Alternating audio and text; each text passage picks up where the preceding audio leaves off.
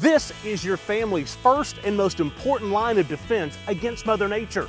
When she strikes, make sure you call the people that I trust, my family and friends at Exterior Home Solutions. Exterior Home Solutions 2-minute drill. Tennessee defeats Vanderbilt and finishes 10-2 in the regular season. Brent, it wasn't a pretty start, but it was a heck of a finish. It was the worst start imaginable. I mean, you couldn't have got off to a worse start. You end up a 100-yard kickoff return for a score, then you fumble on your second snap and set them up for points, and you're down 14-0. But hey, credit the maturity of this football team. Now, they had too many penalties, and they still do some maddening, dumb things from a penalty standpoint, but they didn't panic when you're down 14-0. It couldn't have been a worse start. They came back, they got the big answer to make it 14-7, and you kind of had your sea legs under you. You're like, okay, now it's time to play a game. I thought Tim Banks' adjustment, the defense understanding what Vanderbilt was trying to do, showed up. They started getting third down stops. Quite frankly, I thought Vanderbilt helped them a couple times on some third and short and fourth and short plays, but Tennessee capitalized on it, and now they're 10-2 and put themselves in a great position postseason-wise. When you look at, Dylan Sampson, the guy just runs so tough, and a fantastic close in the fourth quarter to get to the record, breaks Travis Stevens' single-season rushing record of 1464. I mean, Doak Walker, you can argue that all you want to, but I mean, it doesn't matter. The guy's the MVP of Tennessee's team. Well, he's probably the MVP of the SEC as well. When you look at his production, what he's done, I know he didn't get in the end zone, which he's still trying to chase that record. But if you'd have told somebody coming into the preseason that he was going to set the all-time single-season rushing record, I don't know that anybody would have seen that one coming.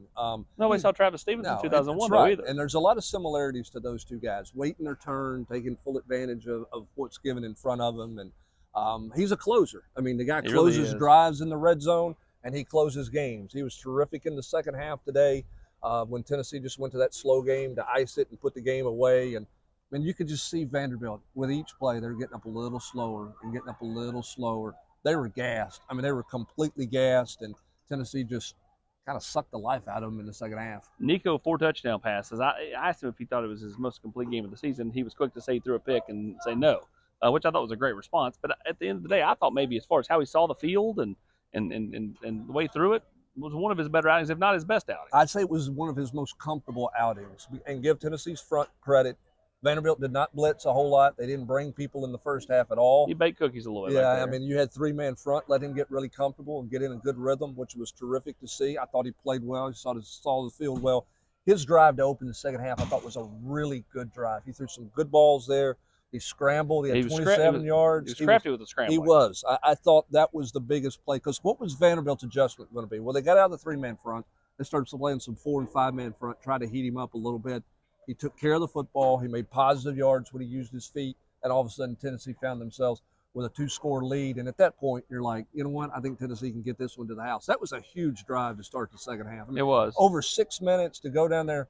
Vanderbilt's all, you come out of the locker room, we'll do this adjustment. We get the ball right here, and here we go. And Tennessee just sucked the life out of them right then. Now Tennessee's got 3 weeks, even if they're playing on that Friday night, basically to get healthy. This is a banged-up football team. It is. Dylan Sampson took a bunch of big hits today. Brew McCoy did not play with a hamstring. Dante Thornton went out of this game. Squirrel White went out of this game.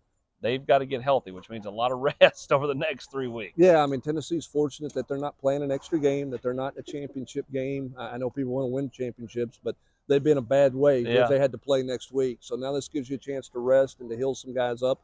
Wait and see who you're playing and see where you're at. But again, you go back to January. Coaches talked about it. Players have talked about it. This was the goal the whole way. Get to the postseason, get to the playoffs. And Tennessee, with it all on the line today, got off to the worst start you could get off to and found a way to not only win the game, but to be in complete control of that game in the second half. He is Brent Hubbs. I'm Austin Price, Exterior Home Solutions 2-minute drill. We've got complete coverage up at Volquest.com from here in Nashville. Tennessee finishes the regular season 10-2, and they're off to the college football playoff. Will they be at home or on the road? Time will tell.